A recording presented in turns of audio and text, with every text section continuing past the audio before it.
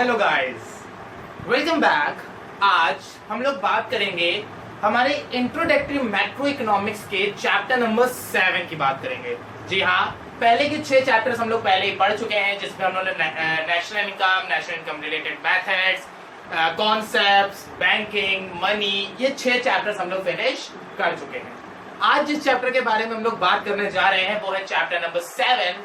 Chapter number 7 जो आपका है वो है आपका aggregate demand, aggregate supply and it's related concepts. Chapter आपका कौन कौन सा है, मतलब चैप्टर का नाम आपका क्या है? Aggregate demand, aggregate supply and related concepts. इस चैप्टर में हम लोग एग्रीगेट डिमांड के बारे में पढ़ेंगे, उसका शेड्यूल, उसका कर्व, उसके कॉन्सेप्ट्स। एग्रीगेट सप्लाई के बारे में पढ़ेंगे, एग्रीगेट सप्लाई का कॉन्सेप्ट, उसके शेड्यूल एंड उसका कर्व। प्लस इस चैप्टर में हम लोग कुछ कंजप्शन और सेविंग, इन्वेस्टमेंट, इनकम, इनसे रिलेटेड भी कुछ बेसिक कॉन्सेप्ट सीखेंगे जो कि हमारे डे टू डे लाइफ में भी परफॉर्म होते हैं और आपको हायर स्टडीज में भी इनका काफी ज्यादा इस्तेमाल होगा।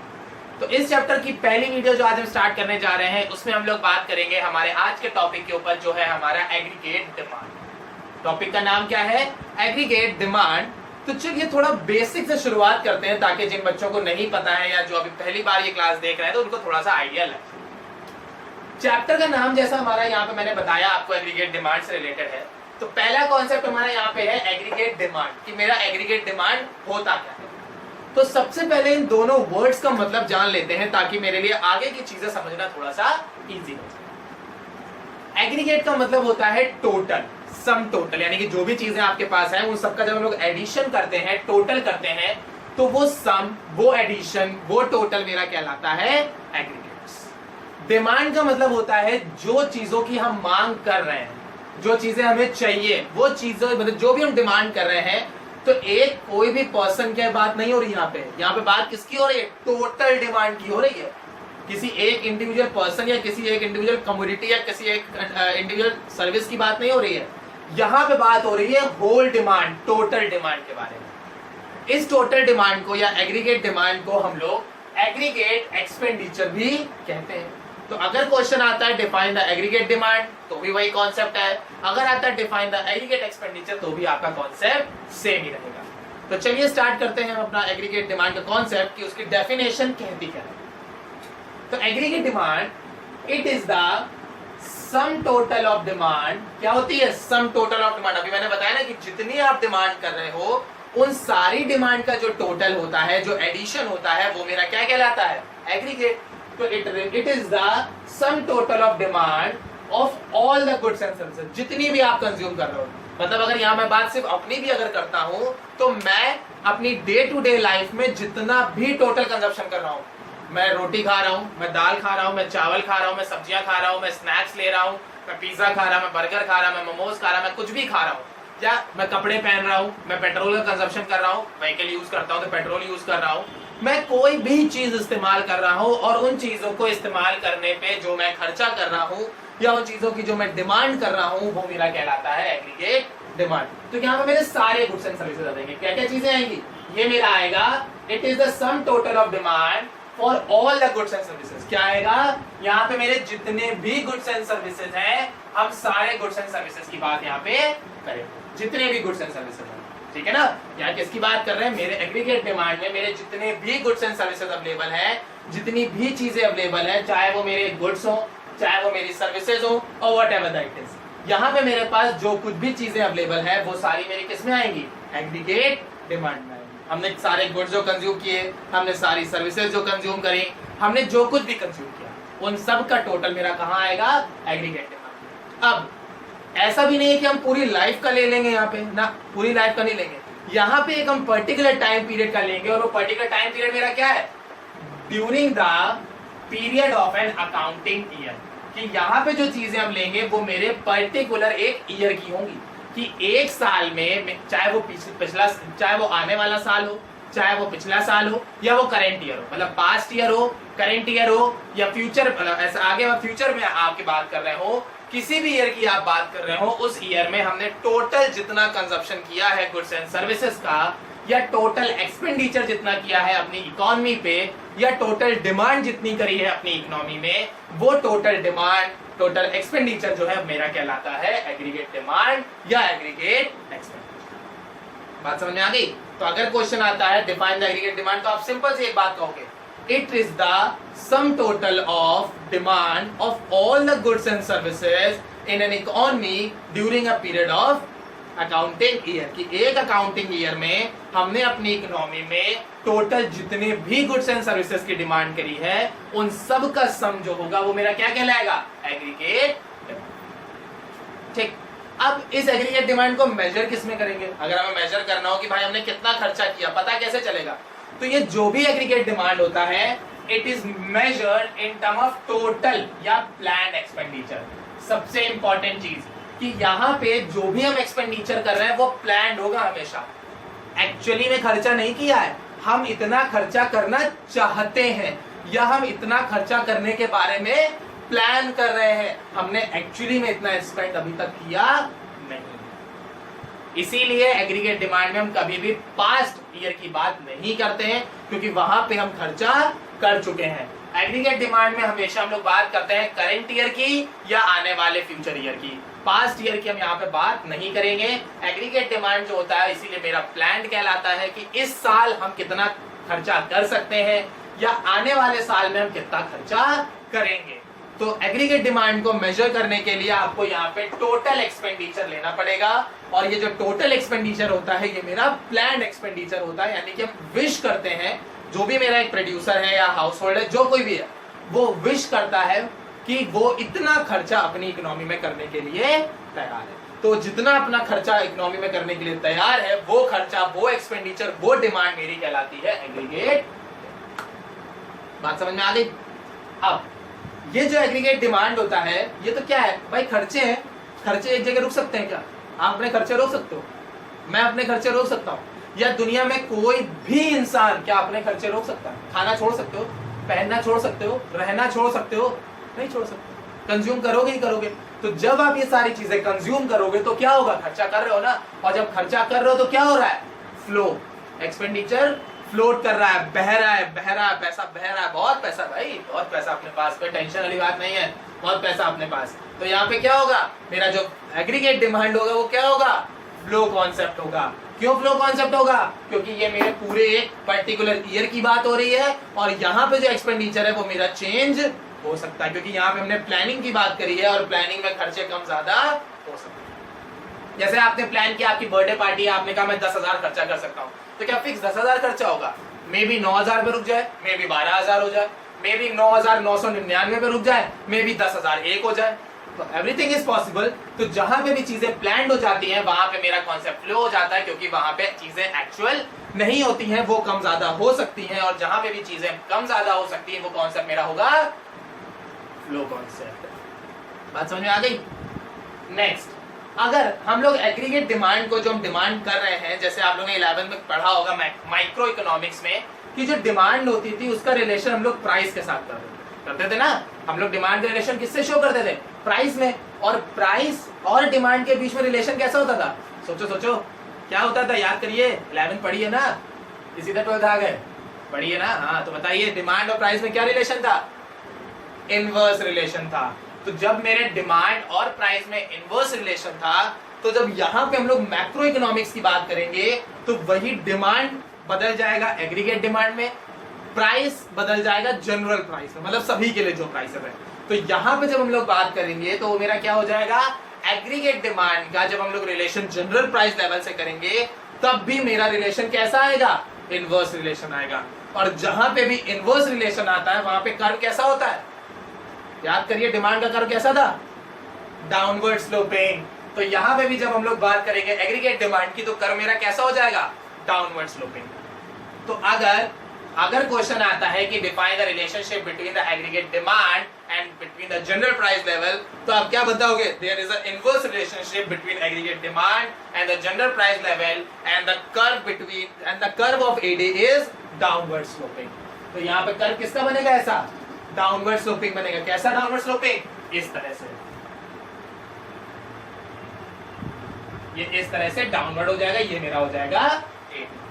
बात समझ में आ गई? तो अगर आपके डिमांड और प्राइस की बात की जाएगी तो वहां पे इनवर्स रिलेशन होगा, इनवर्स रिलेशनशिप होने की वजह से आपका कर्व होगा डाउनवर्ड स्लोपिंग। ठीक, अब अगर आपकी जो एडी है वो रिलेट कर जाए इनकम से, पहले एडी किससे रिलेट कर रही थी? प्राइस से, अब एडी किससे रिलेट कर रही है? इनकम से। तो यहां पे समझने की कोशिश करिए कि अगर इनकम ज्यादा होगी तो क्या होगा? खर्चे ज्यादा करोगे कम करोगे? अगर इनकम ज्यादा है तो खर्चे कैसे होंगे? ऑब्वियसली ज्यादा ही करोगे भाई मेरे, पैसा है अपने पास, इनकम ज्यादा है अपनी, जब इनकम ज्यादा है तो खर्चे भी ज्यादा होंगे, ये भी लाओ ये भी लाओ, ये भी चाहिए ये भी चाहिए ये भी चाहिए ये भी चाहिए, कपड़े महंगे चाहिए, ब्रांडेड गैजेट्स चाहिए, कार चाहिए, बाइक चाहिए, सब कुछ चाहिए। तो क्या होगा? इनकम ज्यादा है तो एक्सपेंडिचर ज्यादा होंगे, और अगर इनकम कम होगी तो क्या होगा? लो यार जरूरत ही पूरी करनी, पैसा तो है नहीं अपने पास। तो अगर इनकम ज्यादा है तो डिमांड ज्यादा होगी, इनकम कम है तो डिमांड कम होगी, और जब इस तरह का रिलेशन होगा तो वो रिलेशन क्या कहलाता है? Positive relation. तो हमारे एग्रीगेट डिमांड और इनकम के बीच में होता है पॉजिटिव रिलेशन, और पॉजिटिव रिलेशन होने की वजह से ही हमारा जो एग्रीगेट डिमांड का स्लोप होता है वो कैसा बनता है? Upward sloping. तो यहाँ पे इसका जो कर्व होगा वो मेरा ड्रॉ होगा इस तरह से, ये हो जाएगी मेरी। तो जब एडी और प्राइस की बात होगी तो डाउनवर्ड स्लोपिंग, एडी और इनकम की बात होगी तो अपवर्ड स्लोपिंग। ये जो चैप्टर है हमारा ये बेस कर रहा है इनकम पे, तो इसलिए हम लोग जो टॉपिक पढ़ेंगे वो पढ़ेंगे the relationship between aggregate demand and income. इस पूरे चैप्टर में हम लोग पढ़ेंगे एग्रीगेट डिमांड और इनकम के बारे में, इसीलिए इस पूरे चैप्टर में मेरा जो डिमांड का कर्व होगा वो कैसा होगा? अपवर्ड स्लोपिंग होगा। बात समझ में आ गई? तो अगर क्वेश्चन आता है कि हमारा एडी का जो कर्व है अपवर्ड स्लोपिंग क्यों होता है, तो क्या बताओगे? AD curve is upward sloping because there is a positive relationship between the aggregate demand and their income. उसकी इनकम और एग्रीगेट डिमांड के बीच में पॉजिटिव रिलेशन होने की वजह से ही एडी का कर्व कैसा है? Upward sloping. और वहीं अगर एडी और प्राइस की बात होगी तो डाउनवर्ड स्लोपिंग। आगे क्लियर है?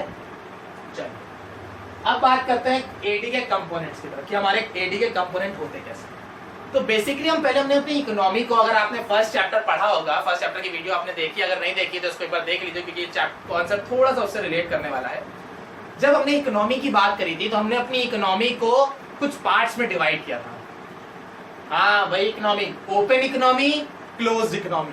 तो पार्ट कौन कौन से थे? ओपन, क्लोज्ड इकोनॉमी और ओपन इकोनॉमी। क्लोज्ड इकोनॉमी को हमने फर्दर दो पार्ट्स में डिवाइड किया था, 2 सेक्टर इकोनॉमी और 3 सेक्टर इकोनॉमी। हमने क्या किया, मेरे जो कंपोनेंट ऑफ एडी थे उनको समझने के लिए हमने पहले अपनी इकोनॉमी को डिवाइड किया, 2 पार्ट में इकोनॉमी रखी, closed economy, open economy. Close को फर्दर 2 पार्ट्स में डिवाइड किया, 2 सेक्टर और 3 सेक्टर। 2 सेक्टर इकोनॉमी में मेरे आते थे कंजप्शन और इन्वेस्टमेंट। 2 सेक्टर, यहाँ पे 2 सेक्टर इकोनॉमी में क्या आएगा? C refers to the consumption, I refers to the investment। यानी कि कॉन्सेप्ट क्या हो गया? Aggregate demand refer to the consumption expenditure plus investment expenditure. यानी जो भी आप खर्चा कर रहे हो इकोनॉमी में, जो भी आप पैसा खर्चा कर रहे हो वो 2 जगह कर रहे हो, या तो कंजप्शन पे या तो इन्वेस्टमेंट पे। क्लियर? यहाँ पे गवर्नमेंट का किसी भी तरह का कोई रोल नहीं होता है। 2 सेक्टर इकोनॉमी में सिर्फ प्राइवेट की ही बात होती है, गवर्नमेंट का इन्वॉल्वमेंट नहीं होता।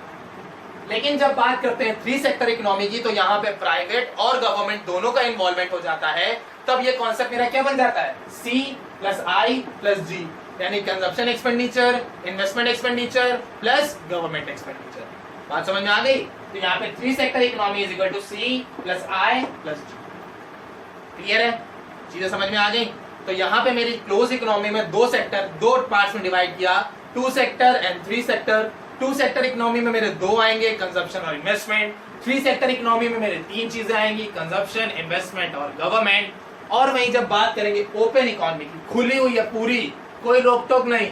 जब कोई रोक टोक ही नहीं है तो क्या होगा? एक्सपोर्ट एंड इंपोर्ट भी शुरू हो जाएगा, सब कुछ इन्वॉल्व कर लेंगे।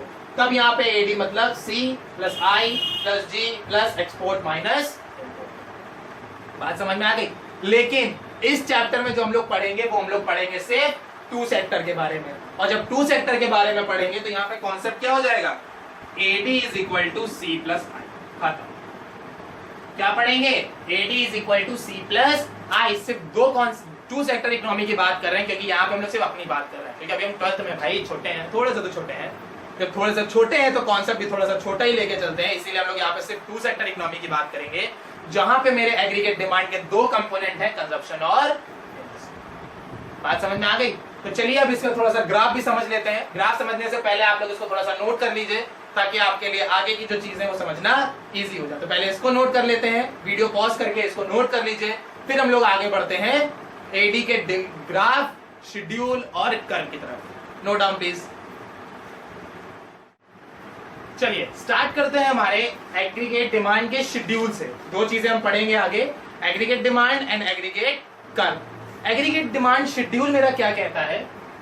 It is a table. Aggregate demand के शेड्यूल क्या कहता है कि ये मेरी एक टेबल है जो कि शो करती है हमारे एडी को at the different level of income, कि मेरे हर डिफरेंट लेवल ऑफ इनकम पे, कि मेरी जो भी इनकम चेंज हो रही है उस इनकम लेवल पे मेरा एडी कितना है। एडी का मतलब एक्सपेंडिचर, कि हम जितना कमाते जा रहे हैं उस कमाई के अकॉर्डिंग, उस इनकम के अकॉर्डिंग मेरे खर्चे कितने हैं, उसका हम एक टेबल बना लेते हैं कि कितनी इनकम पे कितना खर्चा हम कर रहे हैं। ठीक, अब कर्व क्या होता है? एडी कर्व जो होता है वो मेरा एक ग्राफिकल रिप्रेजेंटेशन होता है जिसमें हम अपने एग्रीगेट डिमांड के कर्व को शो करते हैं, जो कि मेरा होता है अपवर्ड स्लोपिंग। क्योंकि हमारे एग्रीगेट डिमांड और इनकम के बीच में कैसा रिलेशन होता है? पॉजिटिव। और पॉजिटिव रिलेशन होने की वजह से ही मेरा जो कर्व होता है वो कैसा होता है? Upward sloping. अब जैसा मैंने अभी आपको बताया कि यहाँ पे जो मेरा एडी होता है, एडी का मतलब क्या होता है? सी प्लस आई, यही होता है। अब जब मेरी इनकम 0 थी तो मेरा कंजप्शन कितना है? 10। इन्वेस्टमेंट कितनी है? 10। अब आप कहेंगे सर यहाँ पे इन्वेस्टमेंट ये 10-10 क्यों नहीं है? तो अभी मैंने जब आपको बताया था कि जो मेरी एडी थी, उस एडी में मेरे पास जितनी भी चीजें थी वो सारी चीजें कैसी थी? प्लान्ड थी। सारी की सारी चीजें कैसी थी? प्लान्ड एक्सपेंडिचर थे। हम सोच रहे थे ना, एक्चुअली में तो ऐसा कुछ नहीं था। जो कुछ भी चीजें थी वो कैसी थी? प्लान्ड थी। और जब चीजें प्लान्ड है तो यहाँ पे हम प्लान कर रहे हैं कि जब हम कमाएंगे तो हम इतना इन्वेस्टमेंट करेंगे, या जब हम कमाएंगे तो हम इतना कंजप्शन करेंगे। तो ये जो मेरा पूरा शेड्यूल है, ये पूरा शेड्यूल मेरा कैसा है? अजम्पशन है या फिर प्लान्ड है, मैंने सोचा हुआ है इतना। एक्चुअली में इसका कोई भी वास्तविकता से इसका कोई भी संबंध नहीं है। ये पूरा पूरा हमारा क्या है? काल्पनिक है। अजम्पशन है मेरे कि हाँ ऐसा होगा, ऐसा मैंने प्लान किया हुआ है। तो जब मेरी इनकम 0 थी तब भी मैं कंज्यूम कर रहा हूँ। अब ये क्या है? कमा नहीं रहे, खा रहे हैं। ये कैसे हो रहा है? कमाया कुछ नहीं, खाए चले जा रहे हैं। ऐसा हो सकता है? बिल्कुल हो सकता है। आप में से मोस्टली जो स्टूडेंट्स है वो कौन सी क्लास में होंगे? 11th 12th? मोस्ट प्रोबेबली अगर ग्रेजुएशन लेवल के बच्चे देख रहे होंगे तो ग्रेजुएशन, इससे बड़ा तो होगा नहीं कोई। तो आप सब स्टूडेंट जो है क्या वो इनकम अर्न कर रहे हो? नहीं कर रहे हो। लेकिन कमा नहीं रहे हो उसके बाद भी कपड़े एक से एक बढ़िया पहनते हो, खाना एक से एक बढ़िया खाते हो, गैजेट एक से एक बढ़िया इस्तेमाल करते हो, तो क्या कंजप्शन नहीं कर रहे हो? कर रहे हो ना। तो जब मेरी इनकम 0 होती है और उस लेवल पे भी हम कंजप्शन करें, मतलब when income is equal to 0 और तब भी मेरा कुछ ना कुछ कंजप्शन हो, उस लेवल को हम लोग बोलते हैं ऑटोनॉमस कंजप्शन। क्या बोलते हैं? Autonomous consumption. की जब मेरी इनकम 0 है, मेरी इनकम कुछ नहीं है और उस लेवल पे भी हम कंज्यूम करते हैं, तो वो लेवल मेरा कहलाता है ऑटोनॉमस कंजप्शन। तो ये वही लेवल है जहां पे हम कमा कुछ नहीं रहे लेकिन खर्चा हम कर रहे हैं। फिर जैसे जैसे मेरी इनकम बढ़ती जा रही है वैसे वैसे मेरा कंजप्शन भी बढ़ता जा रहा है। तो यहाँ पे देखिए फर्क क्या है, यहाँ पे 20-20 का चेंज है, मतलब इनकम का जो चेंज है वो 20-20 का चेंज आ रहा है, लेकिन कंजप्शन का जो चेंज है वो 10-10 का आ रहा है। क्यों? क्योंकि जो कंजप्शन होगा वो हमेशा इनकम से कम होगा। हमेशा तो नहीं, लेकिन हाँ हम हमेशा यही ट्राई करेंगे, कोशिश हमेशा यही रहती है कि आप खर्चा हमेशा इनकम से कम ही रखो। क्योंकि अगर इनकम से ज्यादा कर दोगे तो लाओगे कहाँ से पैसा? कमा रहे हो 100 रुपए, खर्चा कर रहे हो 1000 रुपए, कैसे पॉसिबल है? पॉसिबल नहीं है पॉसिबल। तो प्रैक्टिकली हमेशा ये होता है कि प्रैक्टिकल लाइफ में हमारा जो इनकम कंजप्शन होता है वो इनकम से नीचे ही होता है। बट थ्योरेटिकली इनिशियली ऐसा होता है कि जब हम कमा कुछ नहीं रहे लेकिन हमारे घर वाले हमें दे रहे हैं, हम खा भी रहे हैं, इन्वेस्टमेंट भी कर रहे हैं, पहन भी रहे हैं, सब कुछ कर रहे हैं, तब कंजप्शन मेरा ज्यादा होता है। लेकिन जैसे ही हम कमाई की स्टेज पे आते हैं वैसे ही हमें पता चलता है कि ना, कमाई और खर्चे एक जैसे नहीं होने चाहिए। हमेशा आपके खर्चे जो हैं वो कमाई से कम ही होने चाहिए। ठीक, अब यहाँ पे ग्राफ कैसा बनेगा? पहले हम लोग एडी निकाल लेंगे। एडी कैसे निकालेंगे? सी और आई को जोड़ के 10 + 10 20, 20 10 30, 30 10 40, 40 10 50, 50 10 60, 60 10 70, 70 10 80। मैंने सी और आई को जोड़ दिया तो मेरा क्या बन गया? यहाँ पे एडी बन गया। ठीक, अब एक लेवल है जहां पे, ये लेवल है जहां पे मेरा y is equal to AD, मतलब मेरी इनकम जो है वो एग्रीगेट डिमांड के इक्वल है, यानी यहाँ पे हम जितना कमा रहे हैं उतना ही खर्चा कर रहे हैं। ठीक, इसके बाद के जो ये पॉइंट्स हैं, यहाँ पे income is greater than AD, income ज्यादा है और एग्रीगेट डिमांड कम है, तो यहाँ पे जो मेरा पार्ट बचेगा इनकम का वो कहां चला जाएगा, part of income will be save. हम क्या करेंगे, जो भी मेरी इनकम का पार्ट बच रहा है, यहां पे देखो हमने इनकम कितनी अर्न करी,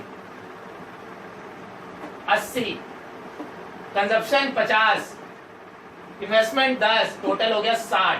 तो यहां पे क्या हुआ, कमाया 80, खर्चा किया 60, 20 रुपए बचे, ये 20 रुपए चले जाएंगे सेविंग। वही यहाँ पे कमाया 60, खर्चा किया 50, कमाया 60, 50 पे खर्चा किया, 10 रुपए बचे, 10 रुपए सेविंग में चले जाएंगे। तो जब मेरी इनकम ज्यादा होगी कंजप्शन से, तो बचा हुआ पैसा चला जाएगा। बात समझ में आ गई? चलिए अब ग्राफ देख लेते हैं इसके। ग्राफ कैसे बनेंगे, यहां पे ये होगा मेरा इनकम, ये होगा मेरा AD। ठीक, अब जैसे मैंने इनकम शुरू करी है, इनकम मेरी 0 से शुरू है, तो इनकम का जो ग्राफ होगा वो 0 से शुरू होगा और इस तरह से चला जाएगा। ये हो गई मेरी इनकम, 0 से शुरू हुआ, 0, 20, 40, 60, 80, 100, 120, ये ग्राफ अपवर्ड स्लोपिंग चला गया। ठीक, कंजप्शन का जो ग्राफ है वो शुरू कहां से हुआ, 10 से शुरू हुआ, तो एक पॉइंट इसको हम थोड़ा ऊपर से लेंगे यहां से और इसको इस तरह से लेके जाएंगे, ये हो गया मेरा कंजप्शन। ठीक, उसके बाद इन्वेस्टमेंट मेरी 10 की है, तो कांस्टेंट या इन्वेस्टमेंट मेरी हो जाएगी 10 की।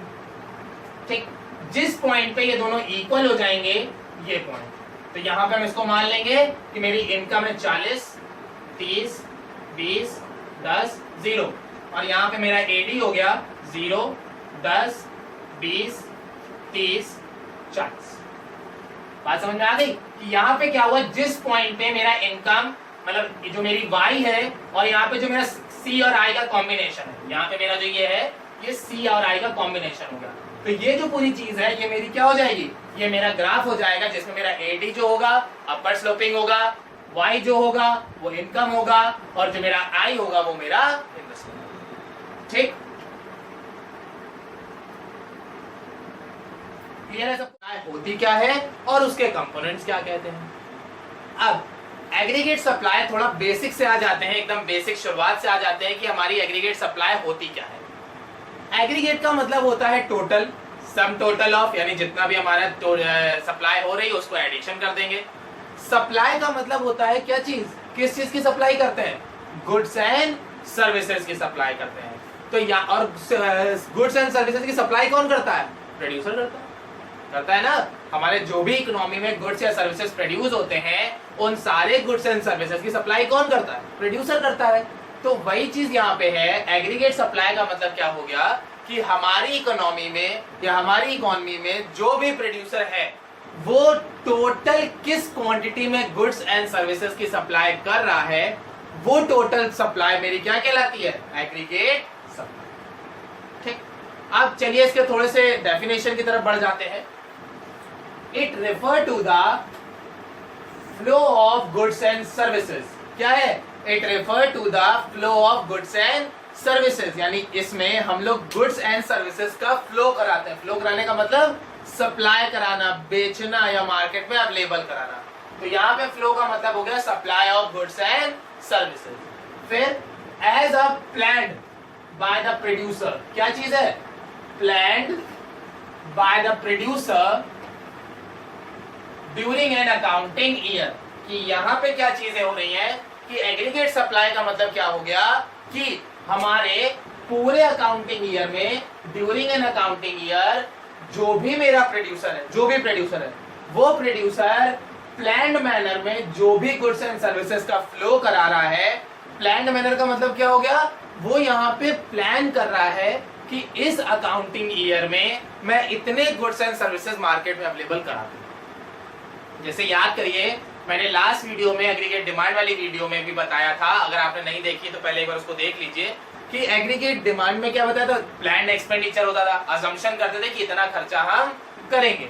उसी तरह मेरी एग्रीगेट सप्लाई में भी होता है कि यहाँ पे भी हम प्लान आउट करते हैं कि हम इतना खर्चा करें, इतनी गुड्स की सप्लाई करेंगे या इतनी सर्विसेज की सप्लाई करेंगे। क्योंकि जब मेरा एक हाउस होल्ड प्लान कर सकता है तो प्रोड्यूसर भी तो प्लान कर सकता है ना। जैसे अभी लॉकडाउन चल रहा है, लॉकडाउन खत्म होगा तो लॉकडाउन खत्म होने के बाद क्या होगा, अचानक से भीड़ बढ़ेगी, सबको ये भी खाना है, वो भी खाना है, ये भी खरीदना है, वो भी खरीदना है, जॉब्स भी बहुत सारी आएंगी, इनकम भी बहुत तेजी से बढ़ेगी। तो क्या होगा, जब इनकम बढ़ेगी तो खर्चे भी बढ़ेंगे। तो प्रोड्यूसर क्या सोचेगा कि यार लोग डिमांड तो करेंगे ही, तो पहले से बना के क्यों ना रख लिया जाए। तो वही चीज यहाँ पे भी कह रहा है कि एग्रीगेट सप्लाई का मतलब है it refer to the flow of goods and services as a plan by the producer during an accounting year.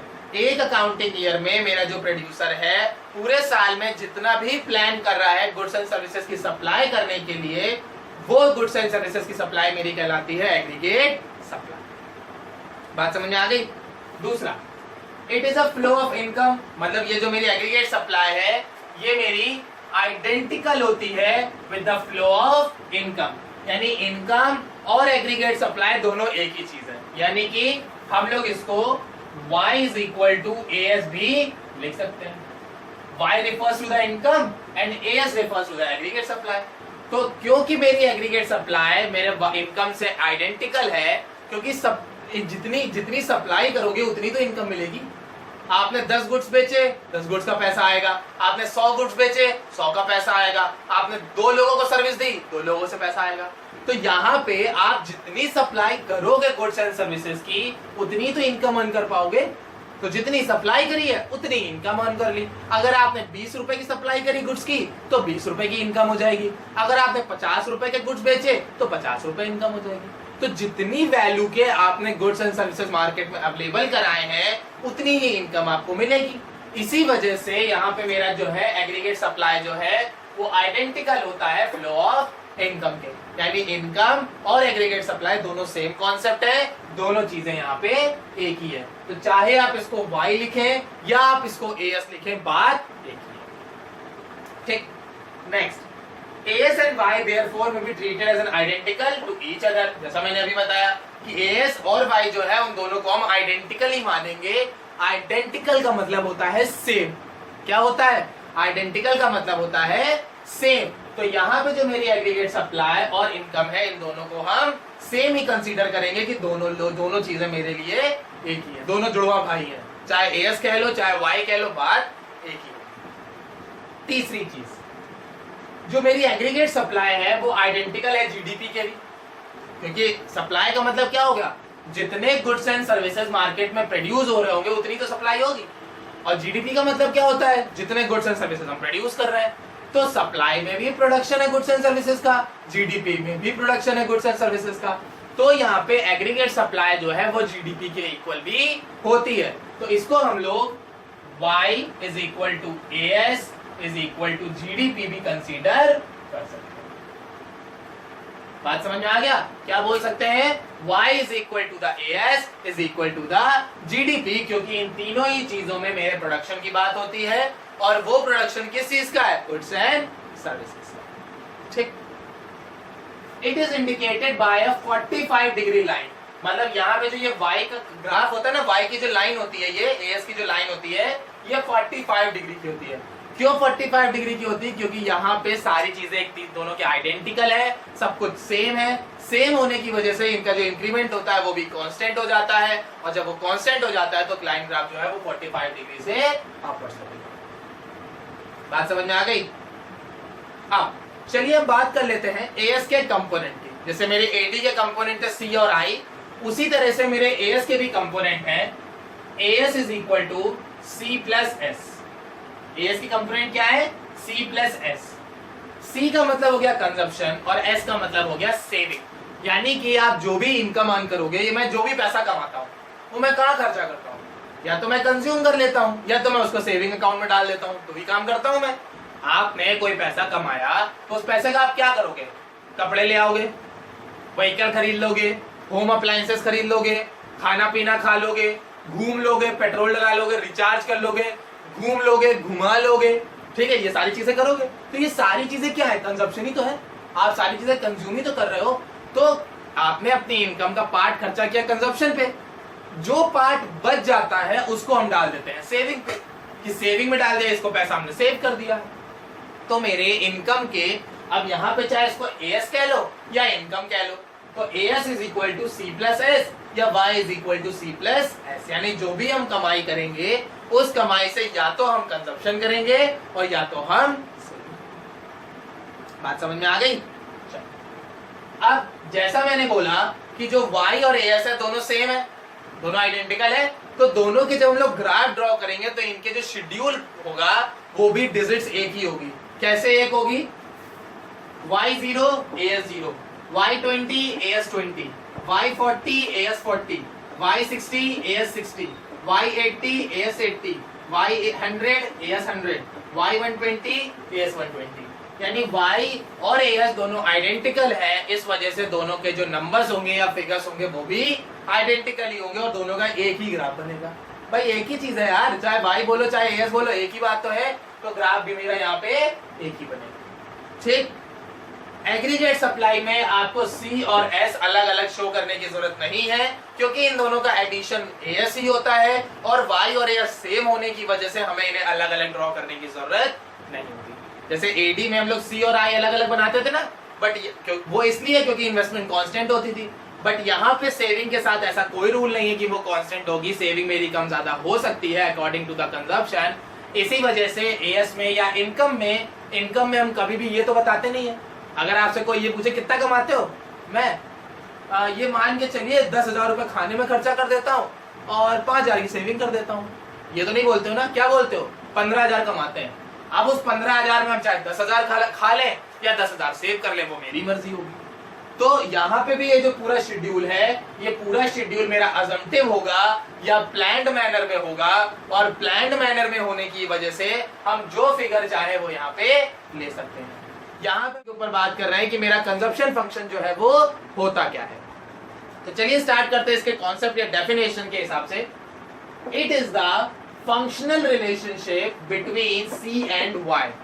Consumption function का मतलब होता है कि इसमें हम अपने कंजप्शन और इनकम के बीच का रिलेशन बताते हैं कि हमारी इनकम और कंजप्शन के बीच में रिलेशन क्या है, कैसा रिलेशन है, किस तरह के इनके आपस में व्यवहार है, संबंध है।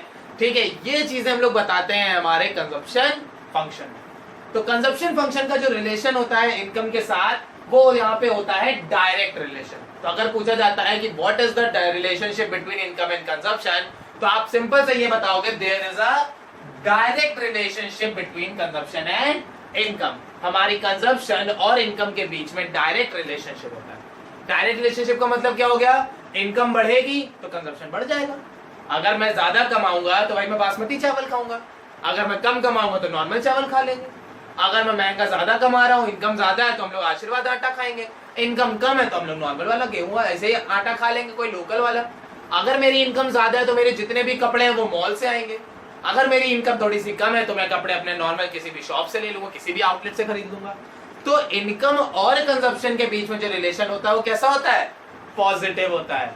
पॉजिटिव क्यों होता है? क्योंकि जैसे जैसे इनकम बढ़ेगी, पैसा बढ़ना शुरू होगा, वैसे ही वैसे आपके खर्चे भी बढ़ जाएंगे। इनकम कम होगी, खर्चे कम होंगे, इनकम ज्यादा होगी तो खर्चे भी ज्यादा हो जाएंगे। इसी वजह से मेरा इनकम और कंजप्शन के बीच में रिलेशन कैसा होता है? Direct relation. ठीक, अब आप कहेंगे सर ऐसा तो जरूरी है नहीं, क्योंकि हम लोग अभी तो कुछ कमा रहे हैं फिर भी कंज्यूम कर रहे हैं। क्योंकि आप में से जितने लोग हैं 11-12 पढ़ रहे हैं, जितने भी लोग ऐसे हैं जो इनकम नहीं अर्न कर रहे हैं, जीरो इनकम है, बट फिर भी वो कुछ ना कुछ कंजप्शन तो कर ही रहे हैं। वो खा रहे हैं, वो पहन रहे हैं, वो घूम रहे हैं, वो ट्रैवल करते हैं, वो रिचार्ज करवाते हैं, वो घुमाते मतलब दोस्तों को घुमाते हैं। क्या है आप भी यार, ठीक है, दोस्त को घुमाते हैं। तो बहुत सारी चीजें आपके हैं जो आप डेली लाइफ में अपनी करते हैं विदाउट अर्निंग एनी पेनी। पेनी मतलब होता है इनकम। बिना कोई इनकम अर्न करे जब आप ये सारी एक्टिविटीज कर रहे हो तो कंजप्शन तो कर ही रहे हो ना। तो कहां से कर रहे हो? ये कंजप्शन जो होता है वो हमें, जो हम लोग बोरो करते हैं, बोरो करने का मतलब क्या हो गया? वो हमारे पेरेंट्स हमें पैसा दे रहे हैं, हम नहीं कमा रहे हैं, बट इस कंजप्शन के लिए हमारे पेरेंट्स हमें पैसा दे रहे हैं, हमारे गार्जियन हमें पैसा दे रहे हैं कि ये लो पैसा लो और आराम से आप इस्तेमाल करो। तो यहाँ पे इससे एक चीज पता चलती है, there is some minimum level of consumption when y is 0। जब मेरी इनकम जीरो होती है उस लेवल पे भी हम कुछ ना कुछ कंजप्शन करते हैं। जैसे यहाँ देखो इनकम कितनी है 0, बट फिर भी मेरा कंजप्शन कितना है 20 का है। तो जब मेरी इनकम 0 है उस केस में भी हम कंजप्शन कर रहे हैं, उस केस में भी हम खा रहे हैं, पहन रहे हैं, सारे काम कर रहे हैं, वो लेवल ऑफ कंजप्शन मेरा क्या कहलाता है? This is called autonomous consumption. यानी जिस कंजप्शन लेवल पे या जिस इनकम लेवल पे मेरी इनकम 0 है बट उस लेवल पे भी हम कुछ ना कुछ कंज्यूम कर रहे हैं, वो लेवल मेरा कहलाता है ऑटोनॉमस कंजप्शन। बात समझ में आ गई? अब इसका थोड़ा सा ग्राफ देख लेते हैं कि ग्राफ क्या है इसका। तो यहाँ पे जो मेरी y और c है ये भी मेरी अजम्पटिव ही होगी, क्योंकि चैप्टर की स्टार्टिंग में मैंने जैसे आपको बताया था कि चाहे मेरी AD हो चाहे मेरी AS हो, ये दोनों ही चीजें मेरी कैसी होती हैं?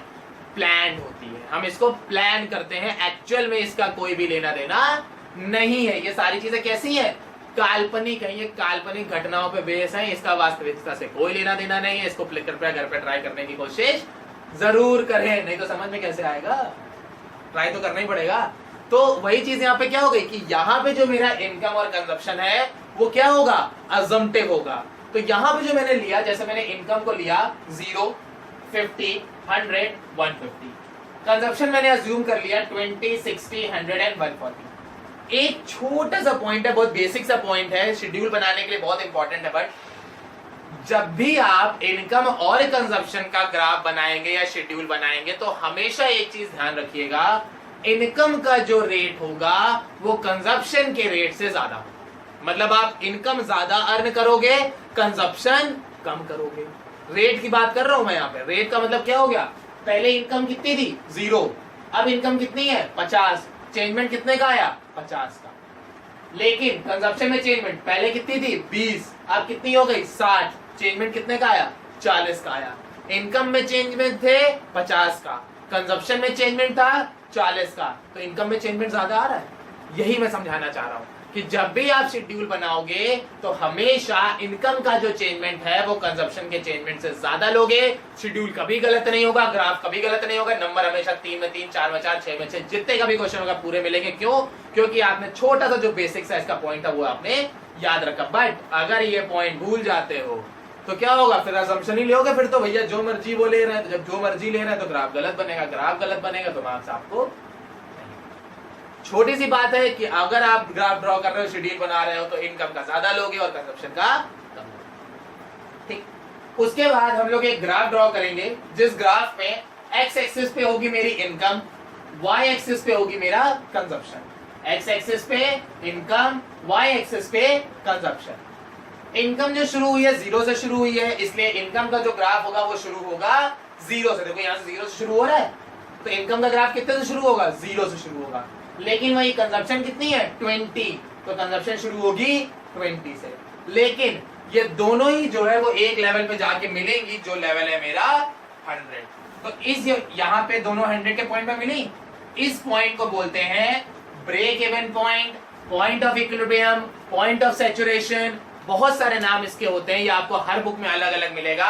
एक सिंपल सा नाम याद कर लो, तो ज्यादा नाम याद रखने की जरूरत नहीं है। एक नाम याद रख लो, इस पॉइंट को हम लोग बोलते हैं ब्रेक इवन पॉइंट। क्या बोलते हैं? Break even point. जिस लेवल पे मेरी इनकम और कंजप्शन इक्वल हो जाते हैं वो लेवल ऑफ कंजप्शन मेरी क्या कहलाती है? Break even. बात समझ में आ गई? कोई दिक्कत नहीं। अब ये जो मेरा y है, y का मतलब क्या होता है? y मैंने जैसे आपको अपनी लास्ट वीडियो में भी बताया था, y is identical to the as। कि जो मेरा y है वो किसके जैसा होता है? as के जैसा होता है। तो चाहे हम इसको as कहें चाहे हम इसको y कहें, बात दोनों एक ही। उसी तरह से ये जो मेरा कंजप्शन है, ये जो कंजप्शन है, इस कंजप्शन, ये जो कंजप्शन है ये क्या शो करेगा? y तो मेरी इनकम शो करती है, कोई दिक्कत नहीं है, जो कि मेरा as को शो रिफर करता है कि as मेरी कितनी है। यहां पे क्या है? मेरी कंजप्शन। कंजप्शन क्या शो करेगा? कंजप्शन जो शो करता है वो क्या है? It shows slope of C line shows MPC. Slope of C line क्या शो करती है? एमपीसी शो करती है। अब आप कहेंगे ये क्या लिया सर जी, इतना तो अभी हो नहीं रहा था, एमपीसी और एक और आ गया। अब भाई क्या था? घबराओ नहीं, घबराओ नहीं। Why are you worry when I am here? Rhyme में मतलब ना रखो यार, कॉन्सेप्ट पे जाओ ना। तुम राइम का, मैं इंग्लिश टीचर हूं, राइमिंग कहाँ जानते हो ना। चल अब यहाँ पे आते हैं मेरे कॉन्सेप्ट ऑफ कंजप्शन कि मेरे कंजप्शन के कॉन्सेप्ट क्या होते हैं। ना एमपीसी छोड़ा नहीं है, ये मत समझो एमपीसी छोड़ दिया, आता नहीं है, आता है, डरो नहीं। यहां से समझ में आ जाएगा कि एमपीसी होता क्या है। तो यहाँ पे है मेरा कॉन्सेप्ट ऑफ कंजप्शन कि मेरे कंजप्शन के कॉन्सेप्ट क्या होते हैं। तो बेसिकली हमने अपने कंजप्शन के कॉन्सेप्ट को दो पार्ट में डिवाइड किया हुआ है, एपीसी और एमपीसी। क्या बोला है? APC MPC. एपीसी का मतलब होता है average propensity to consume. Average propensity का मतलब हो गया हमारी टोटल इनकम में से हम टोटल जितना कंज्यूम कर रहे हैं। तो यहाँ पे मेरी टोटल इनकम कितनी है? 0। कंज्यूम कितना कर रहे हैं? 20। तो यहाँ पे 0 और 20 के बीच में रिलेशन होगा। सेकेंड वाली में इनकम कितनी है? 50। कंजप्शन कितना हो रहा है? 60। तो यहाँ पे रिलेशन किसके बीच में होगा? 50 और 60 के बीच में होगा। तीसरी वाली में कितना है? 100 तो 100 रिलेशन हो जाएगा। चौथी वाली में 150 140 तो 150 और 140 में होगा। यहाँ पे क्या है? एपीसी जो होता है वो रिफर करता है total consumption with the different level of income. मतलब हमारी टोटल जो इनकम है उस टोटल इनकम का कितना पार्ट हम कंजप्शन में इस्तेमाल कर रहे हैं वो मेरा कहलाता है एवरेज प्रोपेंसिटी टू कंज्यूम। बात समझ में आ गई? दूसरा है मेरा एमपीसी। एमपीसी रिफर करता है मार्जिनल प्रोपेंसिटी टू कंज्यूम। क्या रिफर करता है? Marginal propensity to consume. यहां इसका क्या मतलब होता है कि हमने एडिशनल कितना कंजप्शन किया है विद द एडिशनल इनकम। मेरी कितनी इनकम बढ़ी थी और उस इनकम पे हमने कितना कंजप्शन बढ़ा दिया। जैसे यहां पे पहले इनकम 0 कितनी थी? 0। फिर कितनी हो गई? 50। तो इनकम कितने से बढ़ गई? 0 से 50 कितनी बढ़ गई? 50 से बढ़ गई। कंजप्शन 20 से 60 कितना बढ़ गया? 40 का बढ़ गया। तो जो बीच का मार्जिन होता है कि एडिशनल इनकम कितनी थी, उस एडिशनल इनकम से हमें एडिशनल कंजप्शन कितना किया है वो कहलाता है मार्जिनल प्रोपेंसिटी टू कंज्यूम। तो वही चीज यहाँ पे है कि जो मेरा ये सी लाइन होता है, ये सी लाइन मेरा शो करता है एमपीसी। सी लाइन क्या शो करती है? एमपीसी शो करती है कि मेरा जो सी लाइन है, कंजप्शन लाइन है या कंजप्शन फंक्शन है, वो रिफर करता है मेरे एडिशनल कंजप्शन से कि हमने एक्स्ट्रा कितना कंजप्शन किया। ठीक।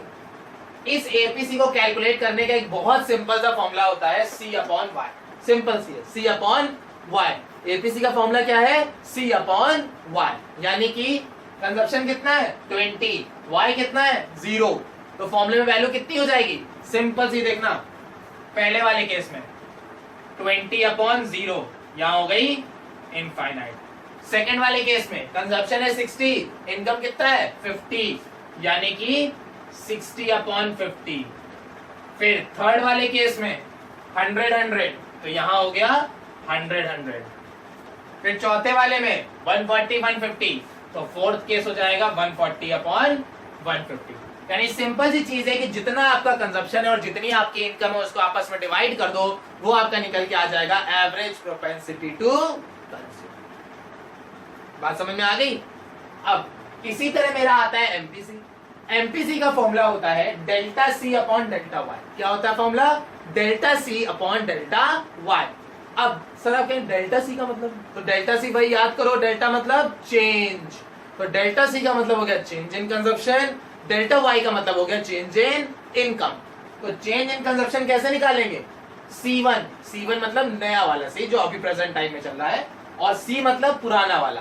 तो नया C कितना है? 50, पुराना वाला 0, यानी 50 - 0 50। इसके हिसाब से 100 - 50 150 - 100। तो नए कंजप्शन से पुराने कंजप्शन को माइनस कर देंगे तो निकल के आएगा डेल्टा C। उसी तरह से नई इनकम में से माइनस कर देंगे पुरानी इनकम को तो निकल के आएगा डेल्टा इनकम। सिंपल सा फॉर्मूले में वैल्यू रख दोगे, आपका आंसर। बात समझ में आ गई? कोई दिक्कत? क्लियर है? अब एक छोटी सी चीज और देख लो, हमारा जो ये सी फंक्शन होता है, इस सी फंक्शन का एक फॉर्मूला होता है। क्योंकि यहाँ पे तुमने 150 दिया था, वो तो चलो ठीक है 150 दिया था, वो तो समझ में आ गया कि हमें 150 था हमारे पास। एक फॉर्मूला होता है मेरा सी फंक्शन का, जो कि मेरा यहाँ पे क्या होता है? C = C bar plus BY। ये मेरा बहुत इंपॉर्टेंट फॉर्मूला होता है। C refers to the consumption, C bar refers to the consumption, autonomous consumption, B refers to the MPC and Y refers to the income.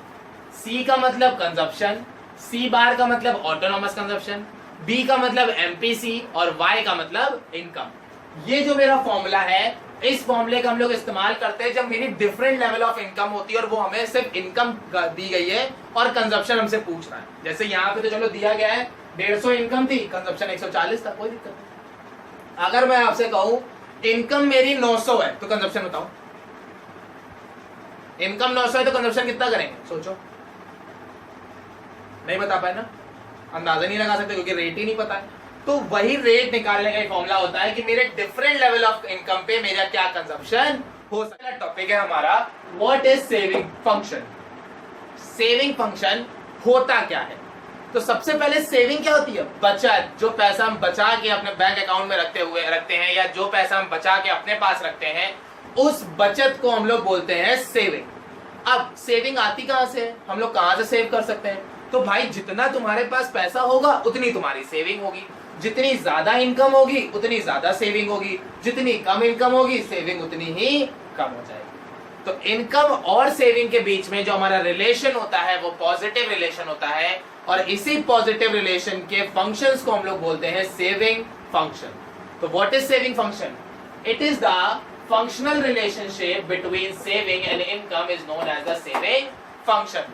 हमारे saving और income के बीच में जो फंक्शनल रिलेशनशिप होता है, यानी कि हमारे सेविंग और इनकम के बीच में जो रिलेशन होता है, उस रिलेशन को हम लोग क्या बोलते हैं? Saving function. रिलेशन कैसा होता है? तो हमारी सेविंग और इनकम के बीच में जो रिलेशन होता है वो रिलेशन हमारा कैसा होता है? Positive relation. पॉजिटिव रिलेशन होने की वजह से ही हमारा इनकम और सेविंग का जो ग्राफ है वो कैसा बनता है? अपवर्ड स्लोपिंग होता है। अगर किसी भी दो चीजों के बीच में अगर पॉजिटिव रिलेशन होता है तो वो पॉजिटिव रिलेशन मेरा क्या कहलाता है? पॉजिटिव रिलेशन मेरा क्या शो करता है? Upward sloping curve. तो वही चीज यहाँ पे भी है कि हमारे इनकम और सेविंग के बीच में है पॉजिटिव रिलेशन और इसी पॉजिटिव रिलेशन की वजह से हमारा जो सेविंग का कर्व होता है वो बनता है अपवर्ड स्लोपिंग। इस तरह से हमारा कुछ सेविंग का कर्व होता है, ये हमारा सेविंग का कर्व है अपवर्ड स्लोपिंग। और मैं क्लियरली आपको बना के दिखा देता हूँ। सेविंग का जो कर्व होगा वो इस तरह से बनेगा। यहाँ पॉइंट मेरा निगेटिव पॉइंट्स होंगे, नेगेटिव पॉइंट से शुरू होगा और इस तरह से ये मेरा कर्व जाएगा। ये एक्स एक्सिस होती है, यहाँ पे मेरी होती है इनकम। ये वाई एक्सिस होती है, यहाँ पे मेरी होती है सेविंग। ये मेरा पॉजिटिव वैल्यू होती है और ये मेरी यहाँ पे निगेटिव वैल्यू होती है। ये मेरा पॉइंट ऑफ ओरिजिन। तो हमारे सेविंग का जो ग्राफ है वो कैसा है? अपवर्ड स्लोपिंग है। क्यों अपवर्ड स्लोपिंग है? क्योंकि हमारी इनकम और हमारे सेविंग के बीच में रिलेशन होता है पॉजिटिव। जितनी ज्यादा इनकम होगी रिलेशन मतलब जितनी ज्यादा इनकम होगी सेविंग उतनी ज्यादा होगी, जितनी इनकम कम होगी सेविंग उतनी ही कम हो जाएगी। अब हमने क्या किया? अपनी सेविंग के दो कंपोनेंट बनाए, मतलब हमारी जो सेविंग है उसको डिफाइन करने के लिए हमने दो कंपोनेंट डिफाइन किए। यहाँ पे कौन कौन से हैं दो कंपोनेंट? एपीएस। एपीएस का मतलब एवरेज प्रोपेंसिटी टू सेव। दूसरा है एमपीएस। एमपीएस यानी कि मार्जिनल प्रोपेंसिटी टू सेव। तो यहाँ पे हमारे दो तरह के कॉन्सेप्ट्स हैं, दो तरह की चीजें हैं। कौन कौन से हैं वो दो कॉन्सेप्ट? पहला एवरेज प्रोपेंसिटी टू सेव और दूसरा marginal propensity to save. Average propensity to save का सॉरी मिस हो गया, स्लिप कर गया। आप क्या मतलब जान लोगे क्या बच्चे की? एवरेज प्रोपेंसिटी टू सेव का मतलब होता है हम अपनी इनकम का जितना पार्ट सेविंग में डाल रहे हैं, हम अपनी टोटल इनकम का जितना पार्ट सेविंग में रख रहे हैं वो पार्ट मेरा कहलाता है एवरेज प्रोपेंसिटी टू सेव। तो एवरेज प्रोपेंसिटी में क्या होता है? यहाँ पे अपने टोटल पार्ट की बात करते हैं, टोटल में से कितना पार्ट सेव किया गया है।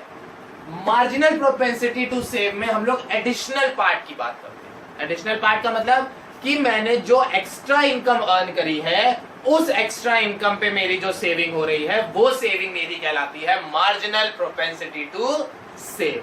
यानी कि जो मेरा चेंजमेंट आ रहा है मेरी इनकम की वजह से, जो मेरा सेविंग में चेंजमेंट आ रहा है वो एडिशनल चेंजमेंट या वो एडिशनल सेविंग मेरी कहलाती है मार्जिनल प्रोपेंसिटी टू सेव।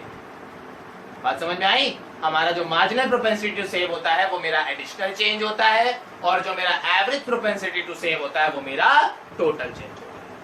वही यहाँ पे है कि ये जो मेरा सेविंग का ग्राफ है, ये जो मेरा सेविंग का ग्राफ है, ये शो करता है MPS। मतलब अगर क्वेश्चन आता है कि स्लोप ऑफ एस फंक्शन या सेविंग फंक्शन क्या शो करता है, तो सेविंग फंक्शन का जो स्लोप है वो शो करता है मेरा MPS को। जैसे कंजप्शन में था ना कि कंजप्शन फंक्शन का स्लोप क्या शो करता था, MPC, उसी तरह से सेविंग फंक्शन का ग्राफ क्या शो कर्व क्या शो करेगा, MPS शो करेगा। बात समझ में आ गई? तो सेविंग फंक्शन क्या था? Saving function is the functional relationship between saving and income. हमारे सेविंग और इनकम के बीच में जो रिलेशन होता है वो सेविंग फंक्शन होता है। दो कॉन्सेप्ट होते हैं, एपीएस और एमपीएस। एपीएस रिफर करता है मेरी टोटल इनकम का जो पार्ट हम सेव कर रहे हैं वो एपीएस कहलाता है। मार्जिनल प्रोपेंसिटी टू सेव जो हमने एडिशनल इनकम अर्न करी है, उस एडिशनल इनकम का जितना पार्ट हमने सेविंग में डाला है वो मेरा मार्जिनल प्रोपेंसिटी टू सेव होता है। तीसरी चीज यहाँ पे जो मेरा सेविंग का ग्राफ होता है, सेविंग का जो कर्व होता है, वो सेविंग का कर्व मेरा क्या शो करता है, एमपीएस शो करता है। तो ये जो मेरा पूरा चेंजमेंट यहाँ शो हो रहा है वो क्या शो हो रहा है, एमपीएस। अब इस सेविंग को कैलकुलेट करने का एक फॉर्मूला होता है, वो फॉर्मूला है ये S is equal to minus C bar plus 1 minus B Y. C bar यानी मेरा ऑटोनोमस कंजप्शन, बी यानी एमपीसी, वाई यानी कि इनकम। तो यहाँ पे फॉर्मूला मेरा क्या बनता है, S is equal to minus C bar plus 1 minus B Y. ये मेरा एक एल्जेब्रिक फॉर्मूला होता है। इस एल्जेब्रिक फॉर्मूले के ऊपर हम लोग अपनी नेक्स्ट वीडियो में डिस्कस करेंगे। तो यहाँ पे दो फॉर्मूले हैं, एक कंजप्शन फंक्शन का था, एक सेविंग फंक्शन का था। ये दोनों फॉर्मूले में अपनी नेक्स्ट वीडियो में आपको पूरे एक चार्ट के साथ, पूरे टेबल जो आपका टेबल रिप्रेजेंटेशन होता है उसके साथ आपके सारे फॉर्मूलेज, सारा चार्ट, सारी डेरिवेशन आपको एक ही वीडियो में मिल जाएगी, जो कि होगी हमारी next video, derivation of consumption function and saving functions. अब बात करते हैं हमारे सेविंग फंक्शन के ग्राफ के ऊपर कि हमारा जो डेरिवेशन है वो डेरिवेशन क्या कहता है। तो ये हमारा डेरिवेशन है। इस डेरिवेशन को हम लोग बोलते हैं derivation of saving function through consumption function. क्या बोलते हैं इसको? ये जो मेरा ग्राफ है, इस ग्राफ को हम लोग बोलते हैं derivation of S function through C function. इस पूरे को बोलते हैं, ये नहीं कि सिर्फ इतने को बोले, यहाँ मेरे पास जगह अपनी प्रॉपर नहीं मिल पाई है, इस वजह से मैंने यहाँ पे लिखा हुआ है इसको। ये जो मेरा दोनों ग्राफ है, ये दोनों ग्राफ मेरे क्या कहलाते हैं, derivation of saving function through consumption function. यानी कि यहाँ पे हम लोग सेविंग फंक्शन डिफाइन करेंगे किससे, कंजप्शन फंक्शन से। अभी तक उन्होंने कंजप्शन अलग अलग डिफाइन कर दिया, यहाँ हमने सेविंग फंक्शन डिफाइन कर दिया। अब हम लोग डिफाइन करेंगे सेविंग को कंजप्शन से। इनकम के दो पार्ट थे, कंजप्शन और सेविंग। अब हम लोग यहाँ पे सेविंग को डिफाइन करेंगे with the help of consumption.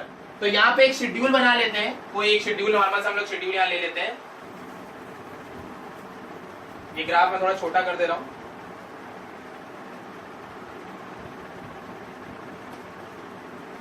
y ले लेते हैं 0, 50, 100, 150, 200। कंजप्शन यहाँ पे 20, 60, 100, 140, 180। अब यहाँ पे देखिए क्या है, उसने क्या बोला है कि हमें यहाँ पे सेविंग फंक्शन बताना है कंजप्शन फंक्शन से। तो जब कंजप्शन फंक्शन से बताना है तो मेरे पास कंजप्शन गिवन होगा। तो यहाँ मेरे पास इनकम गिवन है और कंजप्शन गिवन है। तो पहले इस इनकम और कंजप्शन से हम लोग सेविंग निकाल लेते हैं। चलिए सेविंग निकाल लेते हैं। जैसा कि मैंने आपको बताया था सबसे पहले, y is equal to C plus S होता है y is equal to C plus S होता है। जब मेरे पास y गिवन है, c गिवन है और s निकालना है, तो सिंपल क्या करो, y में से c को माइनस कर दो, s आ जाएगा। तो यहाँ पे मेरी सेविंग कितनी आ जाएगी, -20, -10, 0, 10, 20। कैसे, 0 minus 20, -20, 50 minus 60, -10, 100 minus 100, 0, 150 minus 140, 10, 200 minus 180, 20। तो y is equal to C plus S होता है और मेरे पास y और c गिवन है। तो through the concept of maths के कुछ कॉन्सेप्ट को यूज करके यहाँ पे हम लोग क्या करेंगे, y और c का इस्तेमाल करके हम लोग सेविंग को कैलकुलेट कर लेंगे। तो सेविंग कैलकुलेट करने के लिए क्या करेंगे, इनकम में से कंजप्शन को माइनस कर देंगे तो मेरा क्या निकल आएगा, सेविंग निकल आएगा। ठीक, अब एक पॉइंट यहाँ पे नोटिस करने वाला है, जिस जगह पे मेरी इनकम और कंजप्शन इक्वल है उस जगह पे सेविंग जीरो हो गई है। तो जब हम लोग ग्राफ बनाएंगे तो क्या करेंगे, पहले हम लोग इनकम और कंजप्शन का ग्राफ बनाते हैं कि मेरा इनकम और कंजप्शन का क्या ग्राफ होगा। इनकम मेरी जीरो से शुरू हुई है, हमने जीरो से इसको शुरू कर दिया, ये मेरा इनकम का ग्राफ चला गया। कंजप्शन मेरी 20 से शुरू हुई है, मैंने यहाँ पे 20 से इसको शो कर दिया, सारे पॉइंट्स मैंने रख दिए।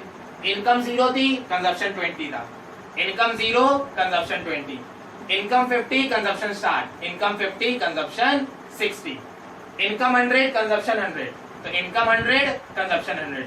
जिस जगह पे ये दोनों इक्वल हो जाएंगे वो पॉइंट मेरा कहलाएगा point of saturation, break even point या पॉइंट ऑफ इक्विलिब्रियम। तो जिस जगह ये लोग इक्वल होंगे उसके तीन नाम होंगे, point of saturation, point of equilibrium या फिर ब्रेक इवन पॉइंट। तो यहाँ पे आप कोई भी नाम इसको दे सकते हैं। अब ये मेरा सेविंग का ग्राफ, कंजप्शन का ग्राफ हो गया। अब जब आप सेविंग का ग्राफ ड्रॉ करेंगे तो आप लोग क्या करेंगे, सिंपल जहां पे ये इक्वल हुआ था वहां से एक डॉटेड लाइन लेके आएंगे जो यहाँ पे मीट करेगी। फिर इसी तरह जब इनकम जीरो थी तो सेविंग -20 था, तो इनकम जीरो है, सेविंग -20 हो गई, यहाँ पे पॉइंट आ गया। इनकम 50 हुई, सेविंग -10 हो गई, तो इनकम 50, सेविंग -10 हो गई। इनकम 100, सेविंग 0, तो income 100, saving 0। Income 150, saving 10, income 150, saving 10, income 200, saving 20। तो उसी तरह यहाँ आगे इनकम 200 और सेविंग 20। इसी तरह से हम लोग ये ग्राफ ड्रॉ कर देंगे और जिस पॉइंट पे मेरी इनकम और कंजप्शन इक्वल होंगे उस पॉइंट पे मेरी सेविंग कितनी हो जाएगी, 0 हो जाएगी। और यही पूरा डेरिवेशन जो है वो मेरा कहलाता है derivation of saving function through the consumption function. अगर एक चीज ध्यान रखिएगा, अगर क्वेश्चन में आ जाता है derivation of consumption function through saving function, मतलब अगर इसको उल्टा कर दें, derivation of consumption function through saving function, तो ये ग्राफ भी उल्टा हो जाएगा, फिर सेविंग ऊपर बनेगा और ये नीचे बन जाएगा। तो अगर वो कह रहा है कि सेविंग बताओ कंजप्शन से, तो कंजप्शन ऊपर बनेगा। अगर वो कह रहा है कंजप्शन बताओ सेविंग से, तो सेविंग ऊपर बनेगा। बात समझ में आ गई? तो आज की अपनी वीडियो या आज की अपनी क्लास जो कि है मेरे formulas of the saving and consumption function. जैसे कि मैंने आपको बताया था कि हमारे यहाँ पे जो हम लोग बात कर रहे हैं वो इनकम के ऊपर बात कर रहे हैं। इनकम के मेरे दो कंपोनेंट होते थे, consumption and saving. In consumption और सेविंग में से कोई एक कंपोनेंट हमेशा हमको दिया गया होगा, कोई एक कंपोनेंट हमेशा होगा, या तो कंजप्शन दिया गया होगा या तो सेविंग दी गई होगी। तो जो भी दिया गया होगा उसके हिसाब से हम कैलकुलेशन करेंगे। चलिए आज स्टार्ट करते हैं हमारी क्लास। यहाँ पे मैंने इनकम ली हुई है 0, 50, 100, 150 एंड 200। कंजप्शन लिया हुआ है 20, 60, 100, 140 और 180। सबसे पहले हम लोग क्या करेंगे, यहाँ पे हम लोग सेविंग निकाल लेंगे। सेविंग कैसे निकालेंगे, y is equal to c plus s, then s is equal to y minus c। ठीक है ना, मैं इसको ब्लॉक में करता जा रहा हूं ताकि आपको समझने में आसानी हो। ये नंबर 1 हो गया और सेविंग आपका नंबर 1 है। y minus c करके आपकी सेविंग आ जाएगी। तो 0 minus 20 minus 20, 50 minus 60 minus 10, 100 minus 100 0, 150 minus 140 10, 200 minus 180 20। Saving आ गया। सेविंग कोई दिक्कत, सिंपल सा फॉर्मूला यार, y माइनस सी, सेविंग आ जाएगा। चलिए अब निकालते हैं एपीएस। एपीएस को हमने यहाँ पे दे दिया पॉइंट नंबर 2। एपीएस का फॉर्मूला होता है s माइनस वाई। एपीएस का फॉर्मूला क्या है, s minus s upon Y, minus नहीं, सॉरी भूल ध्यान नहीं दिया। एपीएस का फॉर्मूला होता है s माइनस वाई। तो s माइनस वाई में क्या होता है कि यहाँ पे आपका s कितना है, -20, y कितना है 0, तो -20 upon 0 is equal to the infinity. Next -10 upon 50, तो ये मेरा कितना हो जाएगा 0.2 माइनस का, 0 अपॉन 100 0, 10 अपॉन 150 कितना हो जाएगा यहाँ पे 10 अपॉन 150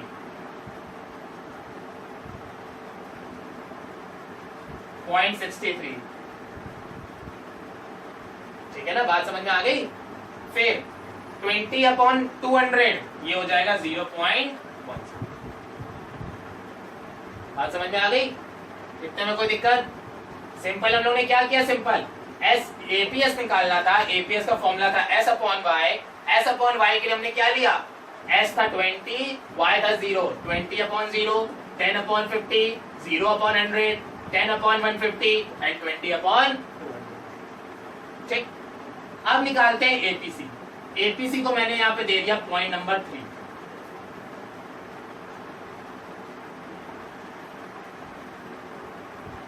एपीसी हो गया मेरा पॉइंट नंबर 3।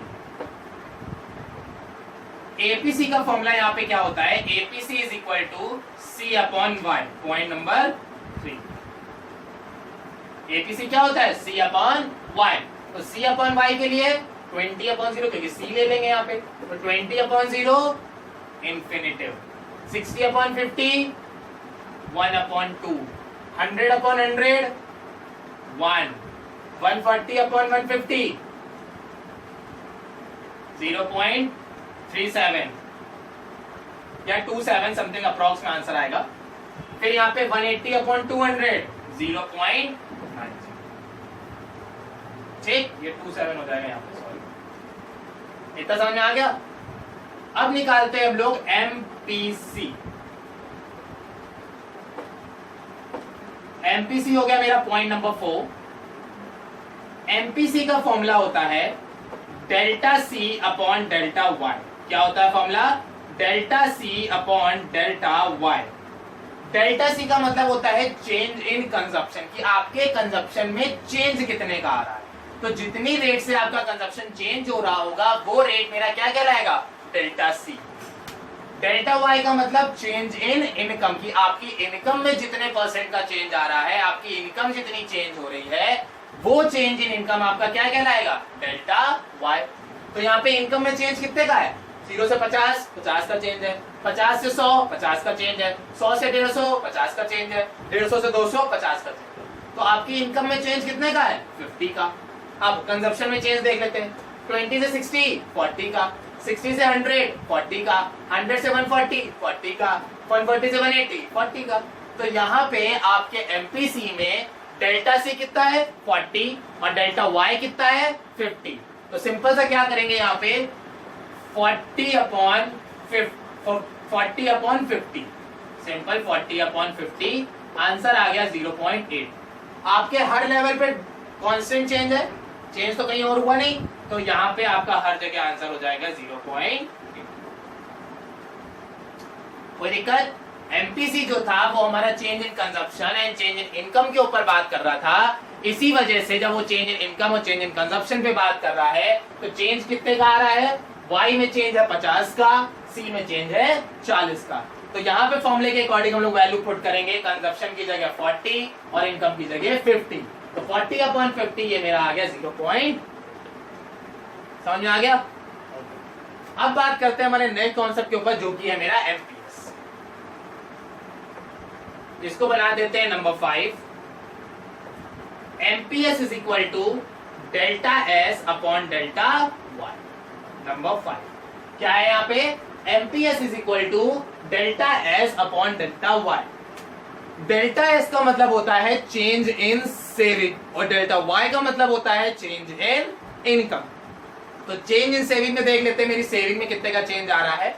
तो हमारी सेविंग में चेंज -20 से -10 10 का चेंज, -10 से 0 10 का चेंज, 0 से 10 10 का चेंज, 10 से 20 10 का चेंज। यानी कि हमारी सेविंग में कांस्टेंट चेंजमेंट कितने का आ रहा, 10 का। और इनकम का तो हमें पता ही था 50 का चेंज आ रहा है। तो सेविंग के फॉर्मूला हम लोग क्या लगा देंगे, 10/50। तो यहाँ हो जाएगा 0.2 0.2 0.2 एंड 0. तो ये मेरे कॉन्सेप्ट थे हमारे एपीसी, एपीएस, एमपीसी और एमपीएस के। ये चार्ट समझ में आया हो सबको। अब जो दो मेरे फॉर्मूले थे, मैंने जो 2 फॉर्मूले आपको बताए थे, जिसमें पहला फॉर्मूला मेरा था C is equal to C bar plus BY और दूसरा था मेरा S is equal to -C bar plus 1 - BY। यही 2 फॉर्मूले थे। C का मतलब हो गया कंजप्शन, C बार का मतलब हो गया ऑटोनॉमस कंजप्शन, B का मतलब होता है MPC और Y का मतलब होता है इनकम। इन फॉर्मूलों का इस्तेमाल हम लोग तब करते हैं जब हमें इन फ्यूचर की बात करनी हो। फ्यूचर का मतलब जैसे यहां तक तो हमें 200 तक का गिवन था, तो 200 में हमें पता है कि 180 कंजप्शन हो रहा है। अगर मैं आपसे कहूं कि बताओ कि जब आपकी इनकम 1300 की हो, जब आपकी इनकम 1300 की होगी उस समय आपका कंजप्शन कितना होगा, तो सर जी ये तो दिया ही नहीं गया, ये कैसे बता दें? इसी चीज को बताने के लिए मेरा फॉर्मूला यहाँ पे यूज होता है कंजप्शन। बात समझ में आ गई? यहाँ पे हम लोग क्या करेंगे, जब हमें इनकम बतानी हो 1300 की, तो 1300 की इनकम पे कंजप्शन कितना कर रहे हैं उसको बताने के लिए सिंपल सा एक मेथड अप्लाई करेंगे कि इनकम 1300 ले लेंगे, एमपीसी का रेट 0.8। अब फॉर्मूले के हिसाब से देखते हैं, हमें चाहिए क्या, सी चाहिए। सी फाइंड आउट करना, हमने कहा ना कि 1300 के हिसाब से कंजप्शन बताना है, तो कंजप्शन तो हमें निकालना है, तो ये तो भाई निकालने वाली बात हो गई। सी बार होता है ऑटोनॉमस कंजप्शन। ऑटोनॉमस मतलब जब मेरी इनकम 0 है और 0 लेवल पे भी हम कुछ कंज्यूम कर रहे हैं तो वो ऑटोनॉमस होता है। तो 0 लेवल पे हम कितना कंज्यूम कर रहे हैं, 20। तो यहाँ पे सी बार की जगह कितना रख देंगे, 20। तो सी बार की जगह हमने रख दिया 20 प्लस बी का मतलब होता है एमपीसी। तो एमपीसी कितना आ रहा है, 0.8। तो यहाँ ले लेंगे 0.8 इंटू वाई मेरा कितना, मैंने बोला, मैंने क्या बोला, कितनी इनकम पे, 1300 की इनकम पे, तो इंटू 1300।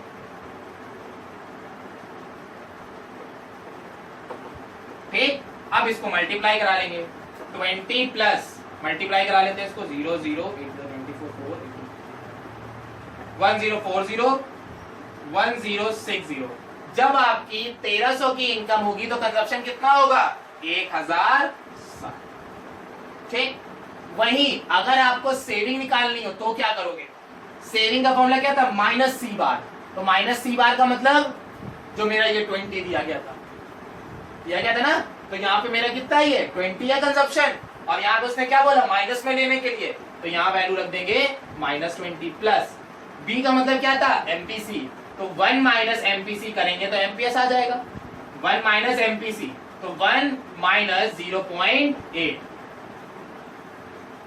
y कितनी थी मेरी, 1300। मैंने यहाँ बोला था ना बी का मतलब क्या होता है, एमपीसी, तो इसीलिए मैंने एमपीसी कितना लिया हुआ है, 0.8। -20 प्लस 1 माइनस 0.8 कितना हो गया, 0.2 इंटू 1300। -20 प्लस 260 सॉल्व करेंगे, ये आ जाएगा मेरा 240। तो सेविंग मेरी कितनी आ गई, 240। 1300 की इनकम पे मेरी कंजप्शन हो जाएगा 1060 और सेविंग हो जाएगी 240। तो जब आपसे इन फ्यूचर की इनकम की बात की जाए कि मेरी इतनी इनकम है, इस इनकम पे कंजप्शन बताओ, तो फॉर्मूला लगेगा मेरा सी का। और अगर वो कह रहा है कि इतनी इनकम पे सेविंग बताओ, तो फॉर्मूला लगेगा एस का। इन दोनों फॉर्मूला, इस फॉर्मूले को हम लोग बोलते हैं कंजप्शन फंक्शन या फिर लीनियर कंजप्शन फंक्शन। बात समझ में आ गई? तो सारे फॉर्मूले सारी एक वीडियो में